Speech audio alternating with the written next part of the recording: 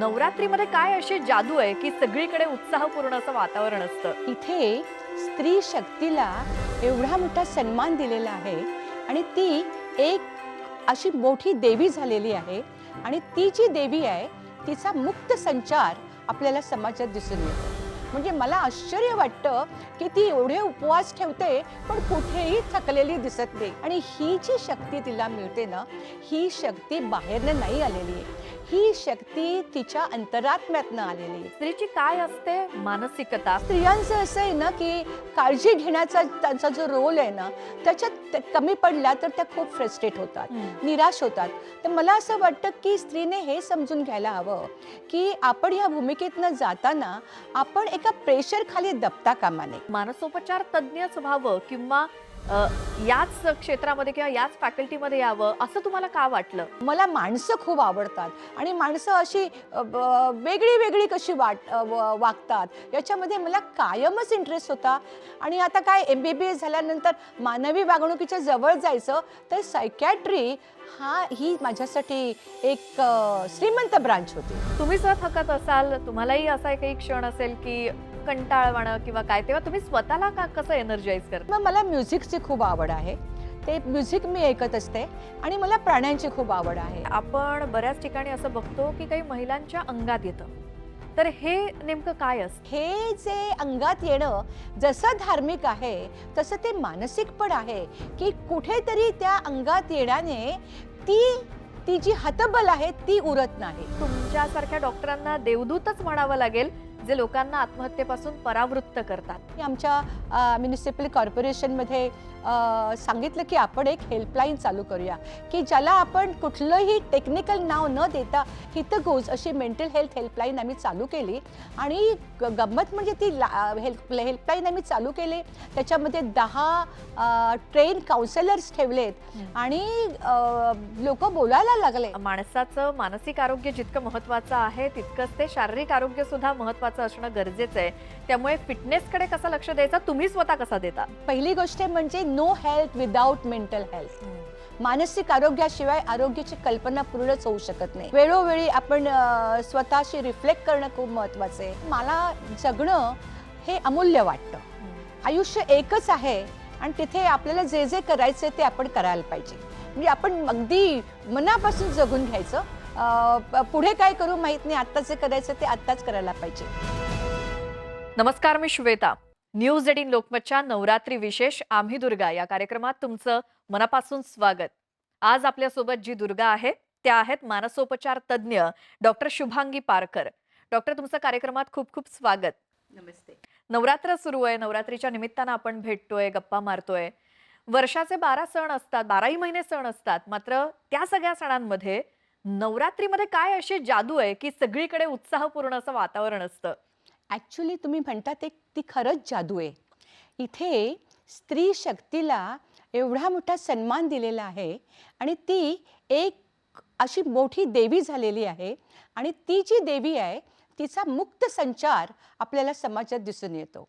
आणि स्त्री, आपली जी सामान्य स्त्री, असामान्य स्त्री, छोटी स्त्री, मोठी स्त्री, या सगळ्या स्त्रिया जेव्हा त्या स्त्री शक्तीशी तद्रूप होतात तेव्हा ती एक सणाची जादू होऊन जाते. म्हणजे हा एक असा सण आहे की स्त्रीची ऊर्जा ही आपल्याला आसमंतात, जमिनीवर जिथे पाहाल तिथे खळखळताना दिसत असते. म्हणजे त्यामध्ये नटणं असेल किंवा देवीची आराधना, उपवास असतील, काही म्हणजे या सगळ्या गोष्टी ज्या येतात त्याच्यातनं एक काय समाधान मिळतं किंवा मग त्याचा सकारात्मक कसा परिणाम होतो एकूणच आपलं बिहेवियर असेल, आयुष्य असेल किंवा एकंदरीत सगळ्यावर? हा सण यायच्या आधीच स्त्रीच्या मनामध्ये एक सकारात्मक ऊर्जा निर्माण झालेली असते. ती या सणाकडे, प्रत्येक स्त्री या सणाकडे एका विशिष्ट उत्सुकतेने पाहत असते आणि याच्यामध्ये आपण जॉय घ्यायचा, आनंद घ्यायचा. म्हणजे हा सण नवरात्र हा स्त्रीच्या आनंदाचा सण असं आपल्याला म्हणता येईल.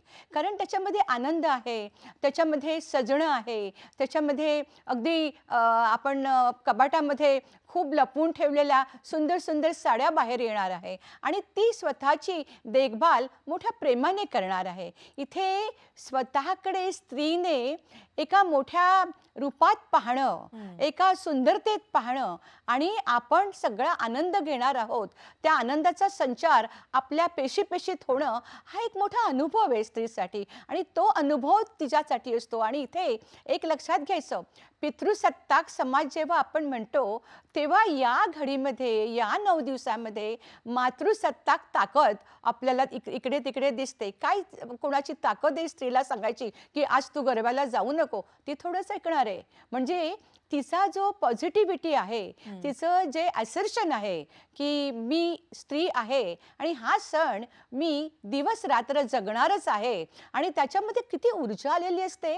म्हणजे मला आश्चर्य वाटतं, की ती एवढे उपवास ठेवते, पण कुठेही थकलेली दिसत नाही. हां. अगदी ट्रेनची 4 स्टेशनं गेल्यानंतर थकणारी स्त्री या सणामध्ये उपवास करून नुसत्या पायांनी फिरत असते, भिरभिरत असते, गरबा करत असते, रात्री येते, दुसऱ्या दिवशी पुन्हा तयार. आणि ही जी शक्ती तिला मिळते ना, ही शक्ती बाहेरनं नाही आलेली आहे. ही शक्ती तिच्या अंतरात्म्यातनं आलेली आहे. ही एक ज्याला आपण असं म्हणतो, की आंतरिक ताकद जी आहे, ती तिची आकाशाला हात लावत असते. अशी सुंदर ताकद त्या स्त्रीची आपण पाहत असतो आणि ही जी ताकद आहे, ही स्त्रीची ऊर्जा आहे ना, ही इन्फेक्टिव्ह आहे. हं. म्हणजे की एका स्त्रीने दुसऱ्या स्त्रीकडे नुसती नजर टाकली, हं. की ती सुद्धा उत्साहित होते, प्रोत्साहित होते. तिलाही मग तो गरबा करायचा असतो. म्हणजे अंतर्मुख असणाऱ्या स्त्रिया ज्या आतापर्यंत घरातच बसून राहायच्या, त्यांना सुद्धा बाहेर पडायचं असतं. हं. त्यांनाही सुंदर साड्या घालायच्या असतात आणि स्वतःचं रंगरूप सुंदर करायचं असतं. मला असं वाटतं इथे खूपच प्रोएक्टिव्ह मोटिवेशन आहे, सुंदर आहे ते. बरोबर. मग ती स्त्री जर तिच्यामध्ये पॉझिटिव्हिटी भरलेली असेल, तर आपोआपच तिचं कुटुंब सुद्धा अगदी उत्साहात असतं किंवा ती पॉझिटिव्हिटी कुटुंबात सुद्धा बघायला मिळते. त्यामुळे ती महिला खरं तर आनंदी असणं, उत्साही असणं आणि पॉझिटिव्ह असणं गरजेचं आहे. कारण त्याचंच रिफ्लेक्शन कुटुंबामध्ये सुद्धा पडत असतं. अगदी बरोबर. आता आपण जसं तुम्ही मानसिक अवस्थांचा लोकांच्या, माणसांच्या किंवा प्राण्यांच्या असेल जसं अभ्यास करता, तर देवीची ही जी काही सगळी रूपं असतात, तर प्रत्येकाला ती वेगवेगळ्या रूपामध्ये दिसत असते.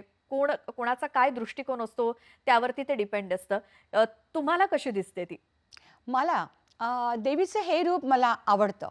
म्हणजे की मला असं नेहमी वाटतं, की स्त्रियांनी कुठेतरी एक स्वतंत्रता अनुभवायला पाहिजे. कुठलाही प्रेशर नसताना, की किती रूपं असतात तिची. आई असते, भगिनी असते, कामावर जाणारी एक करियर ओरिएंटेड स्त्री असते आणि असं सगळं असताना त्या प्रत्येक रोलमध्ये ती बांधली गेलेली असते. पण या सणामध्ये ती फक्त त्या शक्तीशी एकरूप झालेली असते आणि ती एक इंडिव्हिज्युअल, एक वैयक्तिक असं स्वतःचं अस्तित्व ती जगत असते आणि हे मला तिचं रूप खूप आवडतं. हं.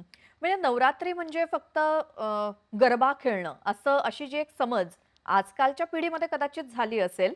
त्यांना तुम्ही काय सांगाल? नवरात्री म्हणजे नक्की काय?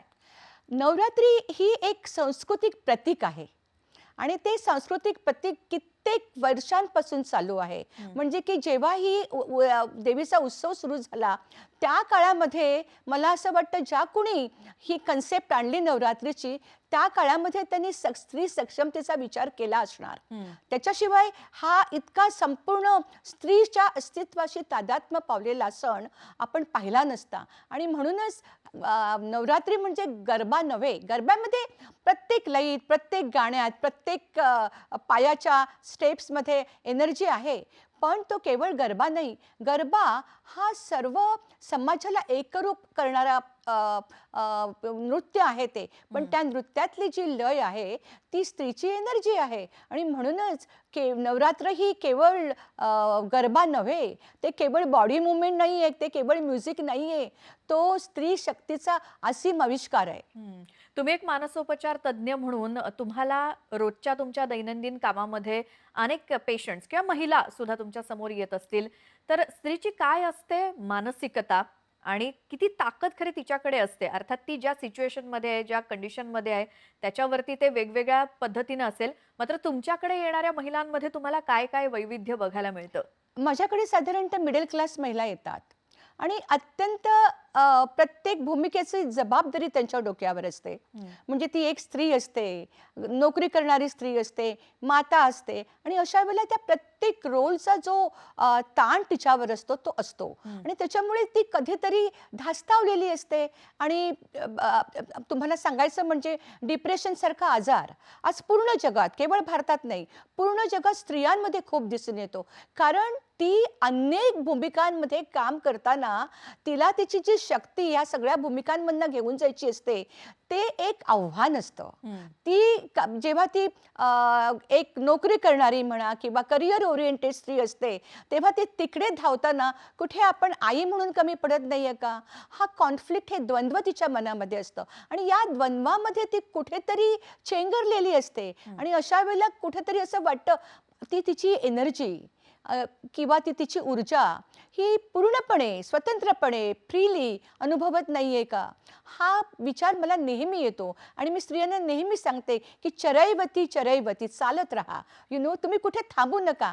हे सगळे तुम्हाला तुमच्या करिअरमध्ये समस्या येणार, तुमच्या वैयक्तिक आयुष्यामध्ये समस्या येणार, पण आपण आपलं पाऊल पुढे टाकायचं. मग तोच खरा गरबा असतो आयुष्याचा. आपलं पाऊल एक रिदमिक पाऊल, लयीतलं पाऊल पुढे टाकायचं आणि पुढे जायचं, हे स्त्रीला कळलं पाहिजे. कारण स्त्री बऱ्याच वेळेला स्वतःचं सेल्फ केअर, ज्याला आपण म्हणतो, WHO आता सेल्फ केअर ही किती महत्त्वाची आहे प्रत्येक माणसासाठी हे सांगितलेलं आहे आणि स्त्रीसाठी ती खूप महत्त्वाची आहे. कारण स्त्री ही नेहमी दुसऱ्यांची काळजी करण्यात गुंतलेली असते. अगदी सगळ्यांना जेवण दिल्यानंतर शेवटी उरलेलं जेवण ती आपल्या ताटात घेते. मला ही स्त्रीची प्रतिमा कौतुकास्पद वाटते पण तेवढी आवडत नाही. कारण व्यक्ती म्हणून तिने स्वतःची काळजी घेतली पाहिजे. कारण ती नाही जगली तर रिकाम्या कपातनं ती काय देणार आहे. सो तिच्या अस्तित्वाचा कप हा पूर्ण भरला पाहिजे आणि तेव्हा तो भरतो, तेव्हाच ती आपल्या आजूबाजूच्या पूर्ण कुटुंबाला संपूर्ण एनर्जीनिशी सांभाळू शकते. कारण स्त्री शेवटी ही घराची रक्षक आहे, ती माता आहे. तुम्ही स्त्रीच्या म्हणजे महिलांच्या मानसिक आरोग्याच्या स्पेशालिस्ट आहात, म्हणून तिनं वेगळी काय काळजी घेणं गरजेचं आहे जेणेकरून ती सक्षम राहायला हवी आणि त्याचबरोबर तिच्या कुटुंबियांची सुद्धा तितकीच किंवा तिच्या पार्टनरची सुद्धा तितकीच जबाबदारी आहे की तिच्या मानसिक आरोग्याची किंवा तिच्या शारीरिक आरोग्याची सुद्धा काळजी घेणं. त्यांना काय सांगाल? सकारात्मक मानसिकता. पहिली गोष्ट म्हणजे स्त्रीने स्वतःला परफेक्शनिस्ट नाही समजत पाहिजे. कसं आहे की आपण माणूस म्हणून जेव्हा कामं करतो तेव्हा आपण कुठेतरी कमी पडतो आणि स्त्रियांचं असं आहे ना की काळजी घेण्याचा त्यांचा जो रोल आहे ना त्याच्यात कमी पडला तर त्या खूप फ्रस्ट्रेट होतात, निराश होतात. तर मला असं वाटतं की स्त्रीने हे समजून घ्यायला हवं की आपण ह्या भूमिकेतनं जाताना आपण एका प्रेशर खाली दबता कामा नये. जर स्त्री सुदृढ राहिली मनाने आणि शरीराने तर ती सर्वांना सांभाळून घेऊ शकेल आणि म्हणूनच स्त्रीने स्वतःचं अस्तित्व पहिलं स्वीकारलं पाहिजे की स्वतःची काळजी तिने घ्यायला शिकली पाहिजे. तेव्हाच ती सगळ्यांची काळजी घेऊ शकेल आणि हे खूप महत्त्वाचं असतं. मात्र आत्ताच्या धकाधकीच्या जीवनामध्ये करिअरचं बर्डन असतं किंवा घरातली जबाबदारी असते, या सगळ्या स्ट्रेस खाली येऊन ना कुठेतरी वेगळ्या मार्गाला, म्हणजे आज आपण स्त्रिया अनेक या अशा बघतो की नशेच्या आहारी किंवा मद्यपान असू दे, धूम्रपान असू दे, याच्या जे आहारी गेलेले आहेत ते खरंच कुठेतरी प्रमाण त्याचं सध्या किती आहे? असे काही पेशंट्स तुमच्याकडे येतात का? तुम्ही त्यांना काय सांगता? हो, जेंडर सायकॅट्रीमध्ये आता हा जो बदल दिसतो आहे की पूर्वी आम्ही असं म्हणत असतो की डिप्रेशन स्त्रियांमध्ये खूप असतं आणि नशा उदाहरणार्थ दारूची नशा ही पुरुषांमध्ये जास्त असते. पण आता ते गणित, ते इक्वेशन तसं बदलत चाललेलं आहे.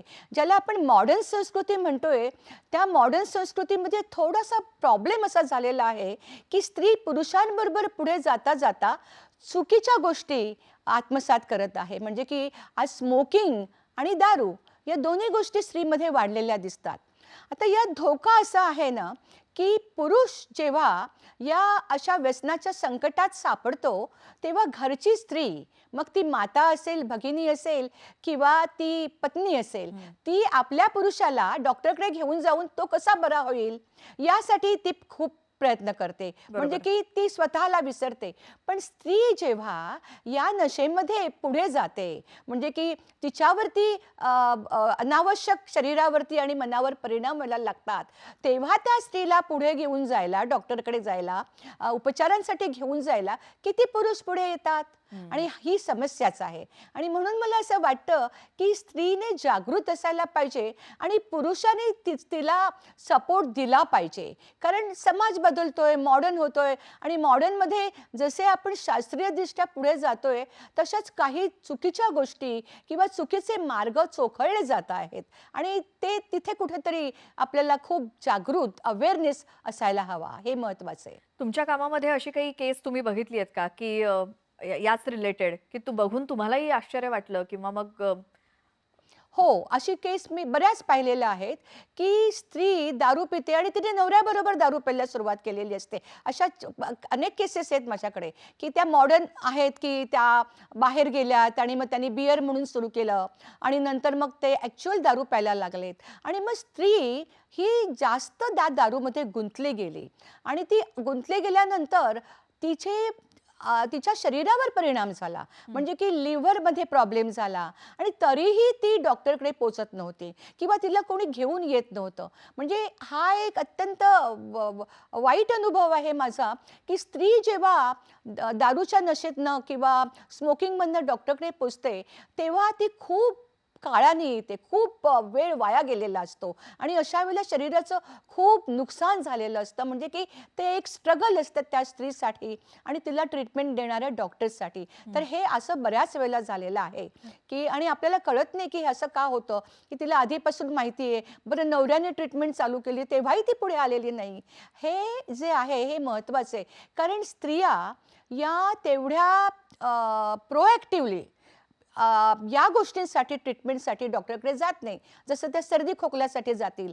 पण साधारणतः डॉक्टरकडे जाणं आणि याच्यासाठी ट्रीटमेंट घेणं, याच्यामध्ये त्यांना कुठेतरी सामाजिक लाज वाटत असते, हं. स्टिग्मा खूप असतो आणि त्याच्यामुळे त्या मोकळेपणाने येत नाही. यासाठी मी आमच्याकडे केएममध्ये असताना हं. एक स्त्रियांसाठी नशेसाठी वॉर्ड सुरू केला होता. कारण अशा बरं. बरेच स्त्रिया मी पाहिल्या, की ज्या दारू प्यायल्या आहेत, त्यांना खूप कॉम्प्लिकेशन झाली आहेत आणि त्या लवकर येत नाहीत आणि का येत नाहीत, तर त्यांना लाज वाटते. हं. मग बरं, पुरुषांच्या बरोबरीने ट्रीटमेंट घ्यायला त्यांना लाज वाटते, म्हणून मी असा वॉर्ड सुरू केला होता.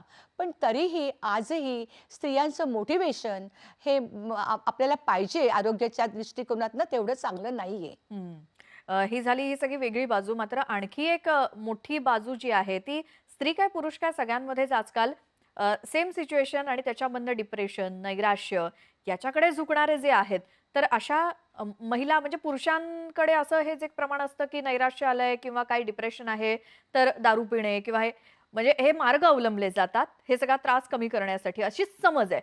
पण स्त्रिया तसं फार प्रमाण नाहीये. पण मग त्यांना आलेलं नैराश्य हे घालवण्यासाठी नेमकं काय करायचं? जेव्हा अशा ज्या काही काही केसेस असतात, तेव्हा त्यांना तुम्ही काय सल्ले देता? पहिली गोष्ट लक्षात घ्या, डिप्रेशन हा स्त्रियांच्या प पहिल्या 10 आजारामध्ये टॉपवर आहे हं. आज जगामध्ये.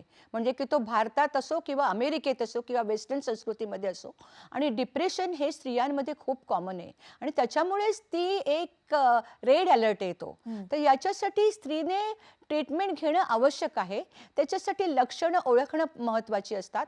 कारण की बऱ्याच स्त्रिया सुइसाईड प्रयत्न करतात किंवा हां. आत्महत्याचा प्रयत्न होतात किंवा कधी-कधी जजमेंट चुकली किंवा डिप्रेशन खूपच गंभीर असेल, तर आत्महत्या ही पूर्ण होते. हं. तर याच्यासाठी अशा स्त्रियांना ओळखून त्यांनी मनोचिकित्साकडे जाणं आवश्यक आहे. हं, हं. कारण हा एक आजार आहे. हं. मी तर म्हणेन हा कोविडपेक्षा जास्त भयानक आजार आहे. हं. कसं कसं कसं काउन्सिलिंग केलं जातं त्यांचं? डिप्रेशनमध्ये केवळ काउन्सिलिंग नाही, कारण डिप्रेशनमध्ये मुळामध्ये केमिकल्स ज्याला आपण मेंदूतली रसायनं म्हणतो, ज्याच्यामध्ये सिरोटोनिन आहे, नॉरएड्रेनालिन आहे, तर ही जी रसायनं जी असतात त्यांचा समतोल बिघडलेला असतो. हं. हां, तर त्याच्यामध्ये हा समतोल आपल्याला पुन्हा योग्य पातळीवर आणण्यासाठी ट्रीटमेंट म्हणजे गोळ्यांचा उपचार किंवा ज्याला आपण फार्मॅकॉलॉजी म्हणतो, मेडिकल उपचार महत्त्वाचा असतो. असतो आणि त्याच्याबरोबर काउन्सिलिंग किंवा कॉग्नायटिव्ह बिहेवियर थेरपी ही द्यायला लागते, की ज्याच्यामध्ये या अशा स्त्रियांमध्ये निगेटिव्ह विचार येणं हे फार कॉमन असतं, की माझ्यामध्ये काही ताकद नाही किंवा माझ्या हातून पुढे काही घडणार नाही किंवा माझ्या घरामध्ये जे जे काही होतंय त्याला जबाबदार मीच आहे, की एक विक्टिम माइंडसेट येतो. ती स्वतःला अपराधी मानते आणि तिला पुढे आशा दिसत नाही. हां, तर हे सगळे जेव्हा एकत्र येतं तेव्हा अशा स्त्रीला आपल्याला एक पूर्ण ट्रीटमेंट द्यायला लागते, की ज्याच्यामध्ये गोळ्या आल्यात आणि शिवाय मानसोपचार पद्धती आली आणि त्याच्यामध्ये सुद्धा कॉग्नायटिव्ह बिहेवियर थेरपी म्हणजे ज्याला आपण संज्ञानात्मक ट्रीटमेंट म्हणतो, की जिथे आपण त्या स्त्रीला निगेटिव्ह विचार ओळखायला शिकवतो आणि ते निगेटिव्ह विचार आपण सकारात्मक कसे करू, नकारात्मक विचार सकारात्मक कसे करू हेही शिकवतो आणि हे कायमसाठी शिकवतो. तर हे खूप महत्त्वाचं आहे. बरोबर. अगदी आपण गेल्या काही वर्षांमध्ये एक अशी फेस केली ती म्हणजे कोरोनाची. तर त्या काळात सुद्धा स्त्री असू दे, पुरुष असू देत, बरेच जण खूप वाईट अवस्थेमध्ये होते. बरेचसे गैरसमज होते. अनेक जण खचले होते. अनेकांनी आशा सोडून दिली होती जगण्याबद्दलची. तेव्हा या कोरोना काळामध्ये तुम्ही कसं लोकांना धीर दिलात किंवा कसे पॉझिटिव्ह विचार त्यांच्या मनामध्ये रुजवलेत? कसा होता तो काळ? करोनाची महामारी महाभयानक होती आणि तुम्हाला लोकांना घरी बसायला लागलं होतं.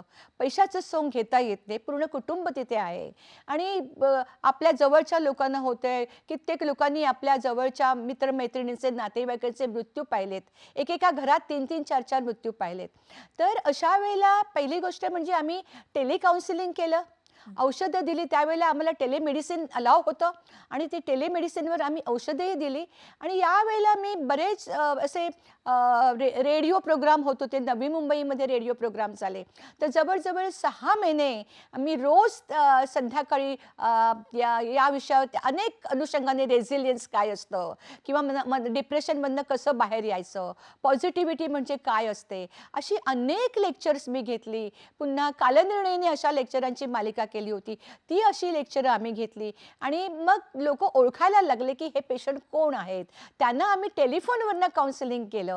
टेलिफोनवरनं त्यांना आणि छान काउन्सिलिंग झालं आणि ही लोकं त्याच्यातनं बाहेर आली. आणि मुळामध्ये या लोकांना आणखीन एक सांगण्यात आलं, की तुम्ही जेव्हा दुसऱ्यांना पाहताय तुमच्यासारख्या स्थितीमध्ये तर त्यांना सुद्धा तुम्ही गाईड करा.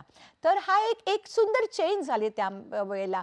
कठीण परिस्थिती होती, पण प्रॉडक्टिव्हिटी ही खूप छान होती आणि लोकांचं एक ज्याला आपण म्हणतो, की एक माणुसकीचा झरा वाहत होता. एवढं खरं. स्वतः तुम्हा सगळ्या डॉक्टरांना सुद्धा हा काळ खूप कठीण होता. खूप म्हणजे कठीण होता. तुम्ही खूप त्या कठीण. फेजमधनं गेलात का? म्हणजे कशी होती तुमच्यासाठी ही फेज? नाही, माझ्यासाठी वेळच नाही मिळाला. म्हणजे की अनेक स्टुडंट्स होते, घाबरलेले होते. तर त्या सगळ्यांना मी सांभाळून घेत होते किंवा काउन्सिलिंग करत होते किंवा बरीच वेबिनार्स होत होते, की डॉक्टरांनी आपलं मानसिक आरोग्य कसं सांभाळावं, काय करता येईल आपल्याला त्याच्यामध्ये. तर याच्यामध्ये अशा अनेक गोष्टी ज्या आम्ही सांगितल्या आणि त्या काळामध्ये मी स्वतः मला भगवद्गीता खूप आवडते.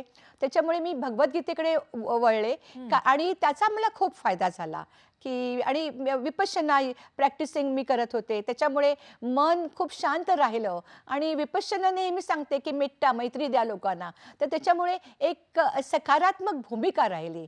कारण कसं असतं ना, जेव्हा आपण सकारात्मक विचार करतो, तेव्हा ते आपल्या मनामध्ये, आपल्या अंतरात्मामध्ये स्थिरावतात आणि आपल्याला छान वाटतं. डॉक्टर तुमच्या या क्षेत्रामध्ये खरं तर बऱ्याच वाटा आहेत, बऱ्याच फॅकल्टी आहेत.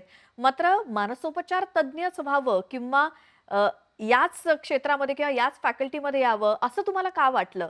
हो, ती एक स्टोरीच आहे. म्हणजे की मी जेव्हा MBBS झाले, तेव्हा मी जेव्हा माझ्या घरी सांगितलं आई-वडिलांना, की मला सायकियाट्रिस्ट व्हायचंय, तेव्हा त्यांनी माझ्याशी बोलायचंच सोडून दिलं.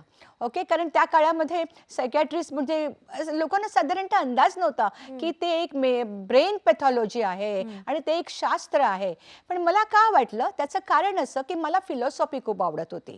मला माणसं खूप आवडतात आणि माणसं अशी वेगळी-वेगळी कशी वागतात याच्यामध्ये मला कायमच इंटरेस्ट होता, लिखाणात कायम इंटरेस्ट हां. होता. त्याच्यामुळे मानवी वागणुकीमध्ये इंटरेस्ट आला आणि आता काय MBBS झाल्यानंतर मानवी वागणुकीच्या जवळ जायचं, तर सायकॅट्री ही माझ्यासाठी एक श्रीमंत ब्रांच होती वाह! आणि म्हणून मी तिथे गेले आणि आणि कित्येकांना त्याचा उपयोग चांगल्या हो. पद्धतीने झालेला आहे. कित्येक जणांची आयुष्य वाचली आहेत असं म्हणायला हरकत नाही.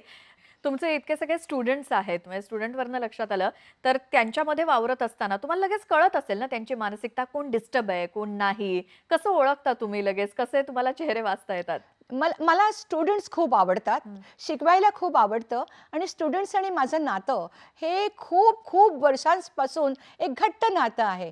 त्याच्यामुळे त्यांच्यामध्ये होणारे बदल हं. किंवा ते कधी रुसलेत, ते कधी चिडलेत, हं. ते कधी फ्रस्ट्रेट झालेत, हे मला पटकन कळतं. शिवाय बांधिलकी इतकी सुंदर आहे, मानसिक बांधिलकी, ते पटकन सांगतात, हं. की मला आज असं वाटतंय किंवा मला आज खूप राग आलेला आहे. मग तशी आम्ही एकमेकांमध्ये अँगर मॅनेजमेंट वगैरे सगळं. पण त्याच्यामध्ये या सगळ्या टेक्निकच्या पलीकडे ना एक एक ज्याला आपण म्हणतो एक अनकंडिशनल आहे ते प्रेम टीचर आणि स्टुडंट्सचं आणि ते खूप छान असतं. हो, तुम्ही दुसऱ्यांना मोटिव्हेट करता, दुसऱ्यांच्या मनामध्ये चांगले विचार रुजवता. तुम्ही स्वतः थकत असाल, तुम्हालाही असा काही क्षण असेल, की कंटाळवाणं किंवा काय, तेव्हा तुम्ही स्वतःला कसं एनर्जाइज करता? हो, हा म्हणजे म्हणजे मी माणूसच असल्यामुळे ऑफकोर्स मी काही याच्यातनं मुक्त नाहीये. हं. मलाही राग येतो, मलाही खूप वाईट वाटतं आणि कोरोना काळामध्ये कित्येक ओळखीची माणसं गेली, खूप हं. दुःख झालं. पण मग मला म्युझिकची खूप आवड आहे. ते म्युझिक मी ऐकत असते आणि मला प्राण्यांची खूप आवड आहे. कोरोनाच्या काळामध्ये माझे प्राणी म्हणजे की ते बाहेर होते. मी त्यांना खायला घालण्यासाठी मी तेवढ्या काळासाठी बाहेर जाऊन त्यांना खायला देत असे. म्हणजे की जसे आपण डबे बनवतो ना, हं, हं. तसे माझे कुत्र्यांचे डबे वेगळे, मांजरांचे डबे वेगळे, ते सगळे डबे मी घेऊन जात असे आणि त्यांना खायला घालत असे. माझं घरातलं मांजर आहे, त्याच्याशी मी खूप गप्पा मारत असते. बोलकी असतात हं मांजरं, म्हणजे की मला असं वाटतं प्राण्यांशी जे नातं होतं ना, त्या नात्यांमधलं प्रेम जे आहे ना, ते अजरामर आहे. अरे वाह! ते त्या त्या त्या प्रेमाची तुलनाच नाही होऊ शकत. कारण ते प्रेम इतकं निर्मळ, निस्वार्थी प्रेम आहे, हं. की त्यांना कोण मी आहे हे माहीत नाही. हं. पण आम्ही दोघं एकमेकांवर प्रेम करत असतो आणि केवळ प्रेमाचं नातं असतं. हो, म्हणजे माणसांप्रमाणे तुम्हाला प्राण्यांची सुद्धा भाषा कळते, म्हणजे त्यांचेही मनातले विचार तुम्हाला कळतात का, की काय त्यांचे एक्सप्रेशन्स किंवा काय, कसा असतो तो अभ्यास? त्याच्यासाठी त्यांच्यात रुळलं पाहिजे. हं. मी ते नाटकं पण खूप करतात प्राणी. त्यांना सुद्धा राग येतो. रागावले की ते मला माहिती आहे, मी चालता-चालता माझं मांजर माझ्या पायावर धाडदिशी त्याचा पॉ कसा मारतं आणि मग मला कळतं हे रागावलेलं आहे. हां. किंवा खायला हवं असेल, तर ते कसं येऊन कानाशी गुडगुड, गुडगुड करतं. हे खूप मजेशीर असतं आणि I think this is a totally एक वेगळं जग आहे ते हं. आणि वेगळं सुंदर जग आहे ते. बरं, पण माणसांच्या वरती उपचार करताना एक थेरपी म्हणून सुद्धा प्राण्यांचा जो काही वापर आपण नाही म्हणू शकत, पण जी काही ती मदत घेतली जाते, तर ते कसं आहे ते रिलेशन किंवा मी मी आहे सायकियाट्रिस्ट, पण मी प्राण्यांसाठी लोकांना मोटिवेट करते. हं. म्हणजे की असं बऱ्याच वेळेला नवरा गेला अशा गोष्टी होत्या किंवा पत्नी गेली, तेव्हा एकटं पडलेलं असतं किंवा बायका एकट्या पडलेल्या असतात, पुरुष एकटे पडलेले असतात. तर मी अशा वेळेला त्यांना सांगते, की तुम्हाला आवडत असेल तर तुम्ही प्राणी सांभाळा, प्राणी पाळायला घ्या हं. आणि त्याने खूप जणांना फरक पडलेला आहे. मला एक 70 वर्षाचे गृहस्थ माहिती आहे, त्यांची पत्नी गेली होती कोरोना काळामध्ये आणि त्यांनी एक छोटासा कुत्रा घेतला. नंतर तो कुत्रा त्यांच्या छातीवर झोपत असे आणि ते म्हणाले, की तो कुत्रा माझ्या छातीवर झोपला, की मीही शांत झोपत असे आणि मग त्यांचं स्वतःचं त्या कुत्र्याबरोबरचं एक सुंदर म्हणजे की अत्यंत सुंदर जग निर्माण झालं आणि ते आनंदात राहू शकले. हं. आता तुम्ही उल्लेख केलात, की पतीचं निधन झालंय किंवा काय, तर अशा काही सिंगल पॅरेंट असतील महिला, तर त्यांना एकट्यालाच आपल्या मुलांचं संगोपन करायचंय किंवा वाढवायचंय, सगळं एक हाती करायचंय, वन मॅन शो आहे. तर मग तेव्हा त्या बाईची काय मानसिकता असते? तिला कशा-कशाची गरज असते? आणि त्या जर तुमच्याकडे येतात का? मग तुम्ही त्यांना कसं मोटिव्हेट करता? सिंगल पॅरेंटिंग बाईसाठी खूप खूप चॅलेंजिंग आहे, खूप आव्हानात्मक आहे. कारण की तिथे ऐहिक गोष्टींपासून म्हणजे की तुम्हाला पैसा कमवायचा असतो, त्या मुलांना सांभाळायचं असतं आणि त्यांचं सगळं करायचं असतं. यावेळेला जो एकटेपणा वाटतो, तो एकटेपणा खूप प्रचंड असतो. म्हणजे की कित्येक स्त्रियांना आत्महत्येचे विचार येतात अशा वेळेला. पण ती स्त्री जेव्हा मुलाची आई असते, तेव्हा ती मुलासाठी जगत असते. म्हणून त्या आत्महत्येच्या विचारापासून ती दूर जाऊ शकते. पण अशा स्त्रियांना सांभाळून घेणं किंवा त्यांचा आत्मविश्वास वाढवणं, त्यांचं आत्मप्रेम वाढवणं, त्यांना स्वतःची काळजी घ्यायला शिकवणं आणि चॅलेंजेस म्हणजे की आयुष्याचा भाग आहे. मुळात आपण ते स्वीकारायला पाहिजे, की हे सोपं नाही आहे, हे कठीण आहे, की याच्यामधनं आपल्याला जायचं आहे. आणि हे जेव्हा आपण स्वीकारतो, तेव्हा आपल्या मनाची तयारी होते, की आयुष्य आपल्याला वाटतं तेवढं सोपं सुलभ नसणार आहे, कठीण असणार आहे, पण तरी आपण ठरवले तर त्या आयुष्यातनं आपण जायचं आहे. आणि अशा स्त्रीला हे चॅलेंजिंग आहे. म्हणजे मला त्या स्त्रियांचं खूप कौतुक करावंसं वाटतं, की त्यांनी जेव्हा आपली मुलं इतक्या छानपणे इतक्या लेवलवरती वाढवलेली असतात, तेव्हा ती खरंच आपल्या कौतुकाची मानकरी ठरते. डॉक्टर मला वाटतं की शहरी भागातले प्रॉब्लेम्स थोडे वेगळे असतील. अ, त्याच वेळेला ग्रामीण भागात काही वेगळ्या समस्या असतील, तिकडच्या स्त्रिया काही वेगळं जीवन जगत असतील. तर हा फरक तुम्हाला कसा जाणवतो किंवा काय आहे फरक हा? हो, माझं पहिलं सगळं आयुष्य मुंबईत गेलं. हं. मी के-एममध्ये होते आणि त्याच्यानंतर मग मी आदिवासी विभागात पालघरला गेले. पालघरच्या मेडिकल कॉलेजमध्ये मी जॉइन झाले आणि मला आदिवासी विभागात राहण्याचा जो योग आला, त्यानंतर मी जे शिकले अर्बनमध्ये, ते काहीतरी तिथे आणि इथे काहीतरी तफावतच होती. पहिली गोष्ट म्हणजे त्या लोकांचं शिक्षण नाही आहे आणि दुसरी गोष्ट म्हणजे त्यांचे कष्ट खूप आहेत आणि ते जेव्हा जगतात ना, तेव्हा ते दिवसासाठी जगतात. की आजचा माझा दिवस सुखी गेला, आजचं मला खाणं-पिणं मिळालं. त्यांच्या सुखाच्या कल्पना पण फार छोट्या आहेत. म्हणजे की भरपूर पोट भरून मिळालं आणि रात्री झोपता आलं, एवढ्याच त्यांच्या सुखाच्या कल्पना आहेत. त्यांना पलीकडे पुढे जाऊन आपण आपलं भविष्य घडवायचंय किंवा आपण कोणीतरी मोठं व्हायचंय, अशी स्वप्न काही त्यांच्याकडे नसतात. तर ते एक आपल्याला बदलता आलं पाहिजे. म्हणजे की मी एक स्त्री म्हणून मला ते वाटतं, की या स्त्रियांनी बदललं पाहिजे. कारण तिथे कसं असतं, की पुरुष जे असतात, ते स्त्रीचं अमुकच एक की ती शेतात काम करते आणि ती घरी काम करते, एवढंच असतं. पण आयुष्याची जी व्हॅल्यू आहे, किंमत आहे, ती त्यांना कळत नसते आणि तिथे स्त्रियाही दारू पितात आणि तो त्यांचा संस्कार आहे. म्हणजे की मी मी जेव्हा त्यांना सांगते, की दारू प्यायची नाही, तर तो त्यांच्या कल्चरचा भाग आहे, की मूल झालं तरी दारू असते, लग्न झालं तरी दारू असते आणि दारू हा त्यांच्या सणाचा पण भाग आहे. मग त्यांना हे कळत नाही, की ह्या बाई आपल्याला हे काय सांगतायत. तर अशा वेळेला शरीरावर होणारे परिणाम, या सगळ्या गोष्टी खूप त्यांना समजावून सांगायला लागतात.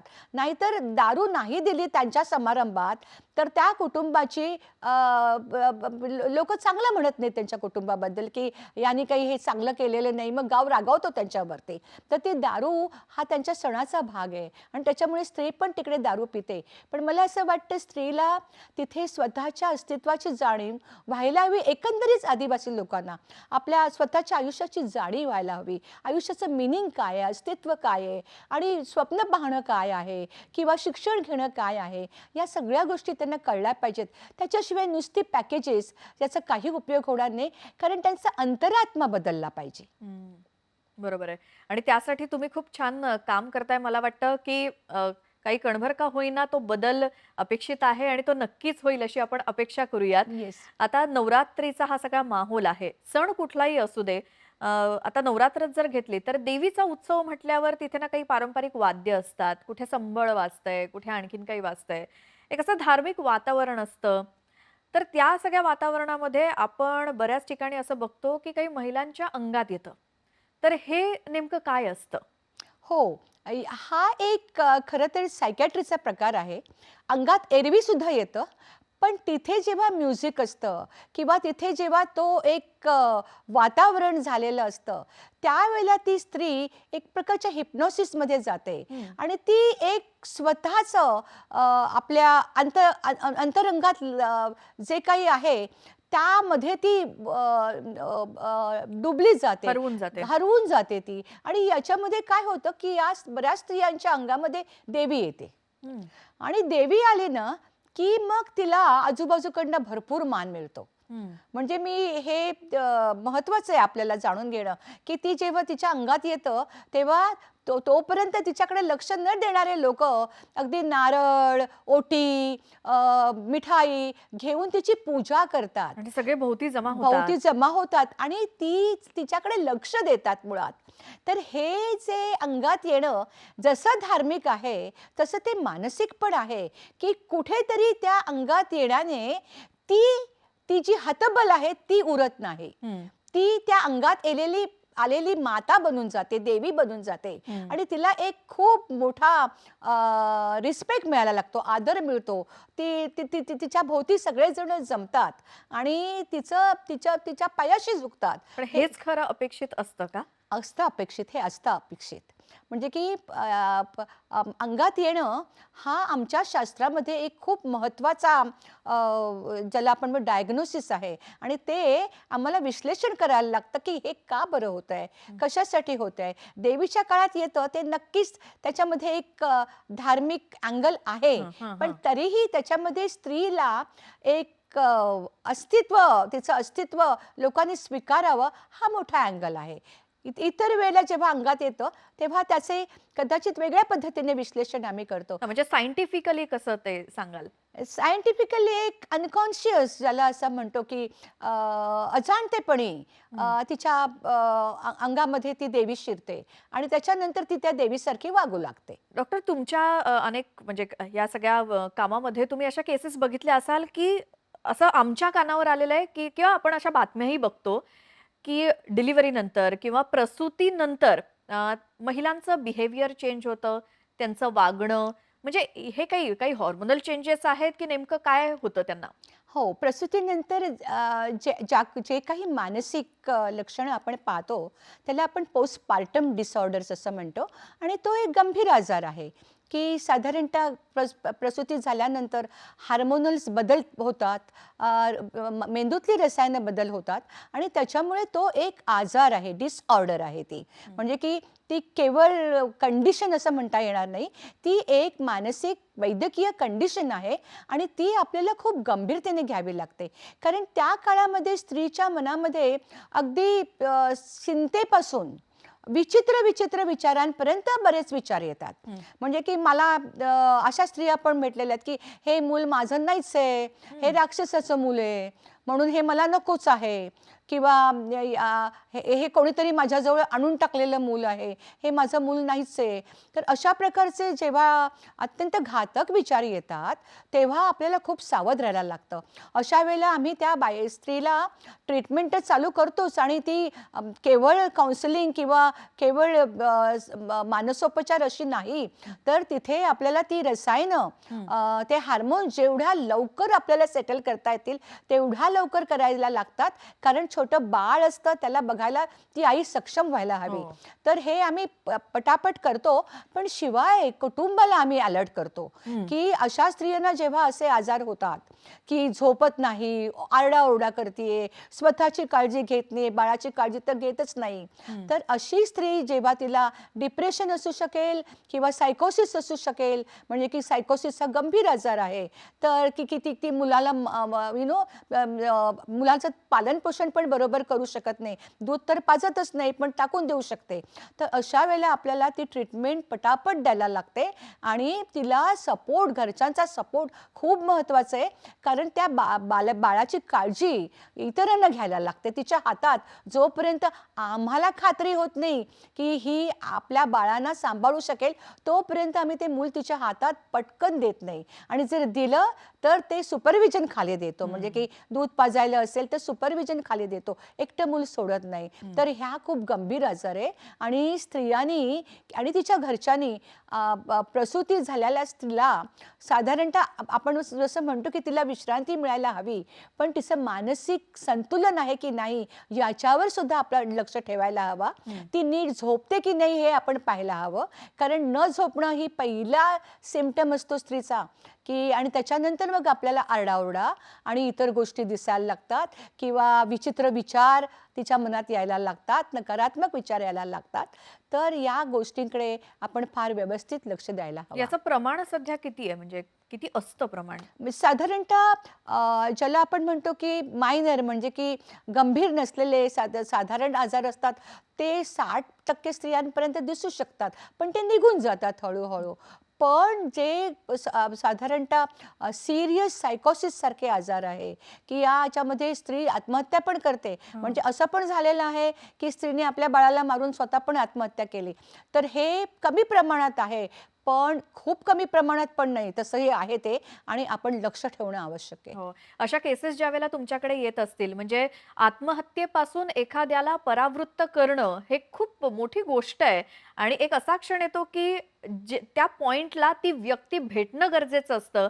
खरं तर अशा वेळेला तुमच्यासारख्या डॉक्टरांना देवदूतच म्हणावं लागेल, जे लोकांना आत्महत्येपासून परावृत्त करतात. बऱ्याच वेळेला ना लोक येतातच असं नाही. हं. सायकॅट्रीमध्ये लोक यायला कचरतात. हं. त्यांना तो स्टिग्मा वाटतो किंवा तो त्यांना आपल्या मनाचा वीकनेस वाटतो. पण हेच जर त्यांना डॉक्टरकडे न जाता व्यक्त करता आलं, म्हणजे की त्यांना त्यांची ओळख न दाखवता व्यक्त करता आलं, तर ते व्यक्त करू शकतील असं मला वाटलं कुठेतरी. आणि त्यावेळेला मी आमच्या म्युनिसिपल कॉर्पोरेशनमध्ये सांगितलं की आपण एक हेल्पलाईन चालू करूया, की ज्याला आपण कुठलंही टेक्निकल नाव न देता हितगुज संवाद, एक आरोग्यासाठी किंवा चांगल्यासाठी एक संवाद, हितगुज अशी मेंटल हेल्थ हेल्पलाईन आम्ही चालू केली. आणि गंमत म्हणजे ती हेल्पलाईन आम्ही चालू केली, त्याच्यामध्ये 10 ट्रेन काउन्सिलर्स ठेवलेत आणि लोक बोलायला लागले. रात्रीच्या वेळेला तर अनेक वृद्ध लोक, त्यांना दिवसभर बोलता येते आणि त्यांच्या बऱ्याच वेदना असतात मानसिक, त्या ते व्यक्त करायला लागलेत आणि ते रात्री व्यक्त करायचे बरं का. तर ही जी पहिली भारतातली ही मानसिक आरोग्याची हेल्पलाईन हितगुज, आणि ती चालू आहे अजूनही. आणि बरेच लोक कुठून कुठून बोलतात. अगदी दुबईमधनं फोन आलेत आणि इव्हन इंग्लंडमधनं पण फोन आलेत. म्हणजे मानसिक रुग्णांनाच फक्त काउन्सिलिंग किंवा त्या आधाराची गरज असते असं नाही, तर जे नॉर्मल आहेत किंवा रोजचा जो काही व्याप आहे, त्यातून सुद्धा एखाद्या क्षणी किंवा एखादी अशी वेळ की नॉर्मल माणसांना सुद्धा एक मोटिवेशनल काय म्हणतो ना आपण सपोर्टची किंवा तशा पद्धतीची गरज असते का? अगदी. पहिली गोष्ट म्हणजे कसं असतं, हे सगळं आपल्या समोरचं संकट काय आहे आणि आपण त्याच्याशी प्रतिकार कसा करू शकतो, ते सांभाळून कसं घेऊ शकतो, या 2 गोष्टी महत्त्वाच्या आहे. दुसरीला आपण कोपिंग स्टाईल म्हणतो. जर कोपिंग स्टाईल उत्तम असेल, तर त्या संकटावरती मात करून लोक पुढे जाऊ शकतात. पण कधी-कधी आपण कितीही सक्षम असलो आणि मनाने सुदृढ असलो, तर अशी काही संकटं आहेत की जिथे आपली कोपिंग कमी पडतं, आपली प्रतिकारशक्ती कमी पडते. आणि जेव्हा ती प्रतिकारशक्ती कमी पडते, तेव्हा मानसिक समस्या येऊ शकते. तर अशा वेळेला आपल्याला मानसोपचाराची गरज असते. म्हणजे तिथे आपण ते संकटातून कसं मात करत पुढे जावं, यासाठी त्या व्यक्तीचं कोपिंग वाढवू शकतो. तर तेव्हा सुद्धा लागू शकतं. येस. तुम्ही म्हणालात आत्ता मला लेखनही आवडतं. हं. तर काय प्रकारचं लेखन की तेही लोकांना छान पॉझिटिव्ह विचार देईल, मोटिवेट करेल, तर त्याबद्दल काय सांगाल? मोटिवेशनलच म्हणजे की मी आता स्पोर्ट्स सायकॉलॉजीबद्दल पण लिहिलेले भरपूर, ते पुस्तक माझं येणार आहे आता. तर इथे मला असं वाटतं, मला जगणं हे अमूल्य वाटतं. आयुष्य एकच आहे आणि तिथे आपल्याला जे जे करायचं ते आपण करायला पाहिजे. म्हणजे आपण अगदी मनापासून जगून घ्यायचं. पुढे काय करू माहीत नाही, आत्ता जे करायचं ते आत्ताच करायला पाहिजे. म्हणजे की कबीर म्हणतात, त्याच्यावर माझा विश्वास आहे की आत्ता जे करायचं ते आत्ताच करायचं. तर त्याच्यामध्ये मला लिखाणामध्ये ते मला एक पॉझिटिव्ह सकारात्मक व्यसन आहे ते माझं, की माझे विचार मी त्याच्यामध्ये व्यक्त करू शकतो. आणि अशा अनेक गोष्टी समाजात घडत असतात, ती लिंक धरून मी लिहत असते आणि त्याच्यामधनं मग मला आनंद मिळतो आणि लोकही वाचतात. आणि म्हणजे की बरेच लोक मला ईमेल पाठवतात ते वाचल्यानंतर, किंवा त्यांनी त्या लेखांचा उपयोग कसा केला याबद्दल ते सांगतात. तर मला असं वाटतं की मला खूप एक लोकांच्या बक्षीस मिळत गेलं की त्यांनी ते स्वीकारलं आणि मला ते आवडू लागलं, आणि नाऊ दॅट्स माय स्टाईल.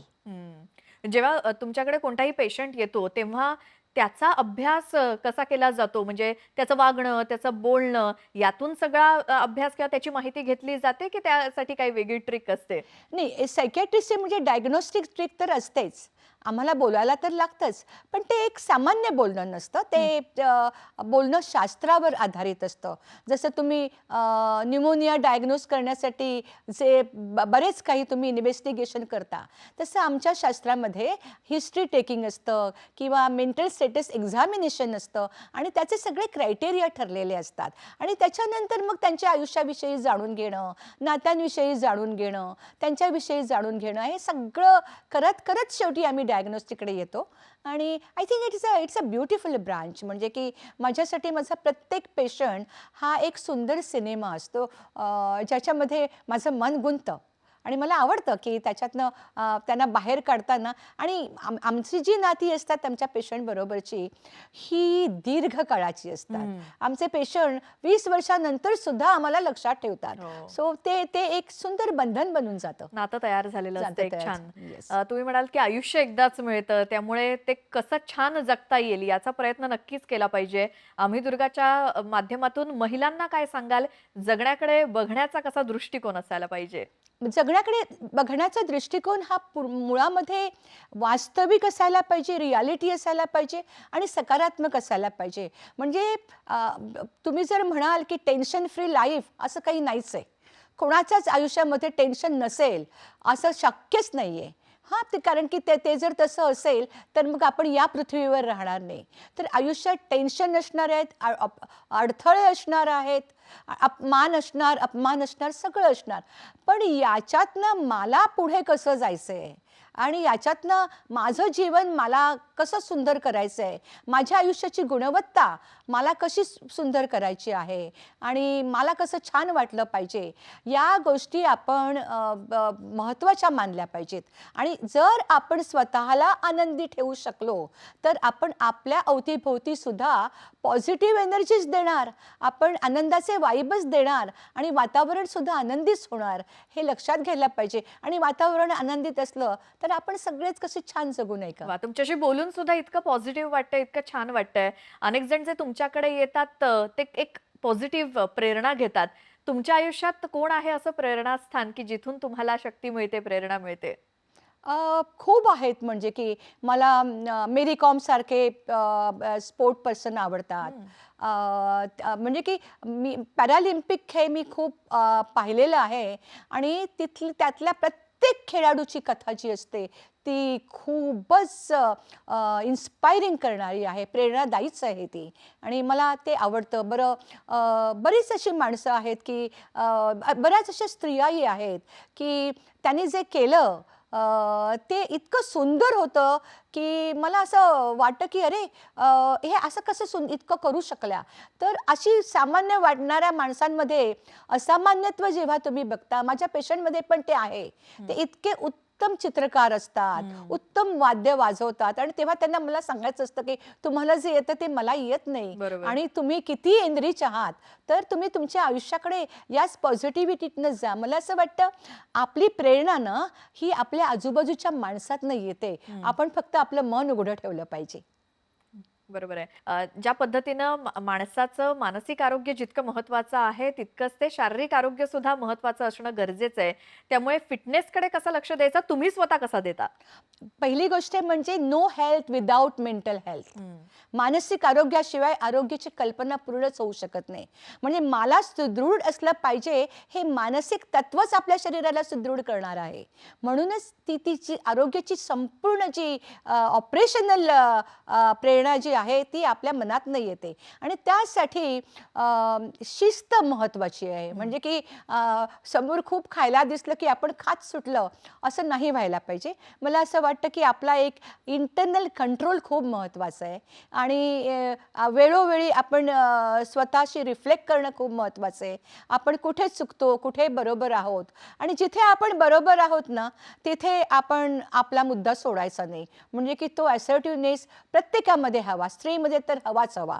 कारण की स्त्रीला सांगितलं की ती बदलत जाते असं नाही. आपला निश्चय आणि आपली तत्त्व आणि आपली जीवनशैली याविषयी आपल्याला खात्री हवी आणि ते खूप महत्त्वाचं असतं. जे जगणं असतं ते सुंदर असायला पाहिजे, सुदृढ असायला पाहिजे आणि स्त्री शक्ती जी आहे ती अशीच आनंदाने जगायला पाहिजे. खूपच सुंदर असा संदेश दिलात तुम्ही आणि यापुढे सुद्धा तुमच्या सगळ्या कामासाठी खूप शुभेच्छा.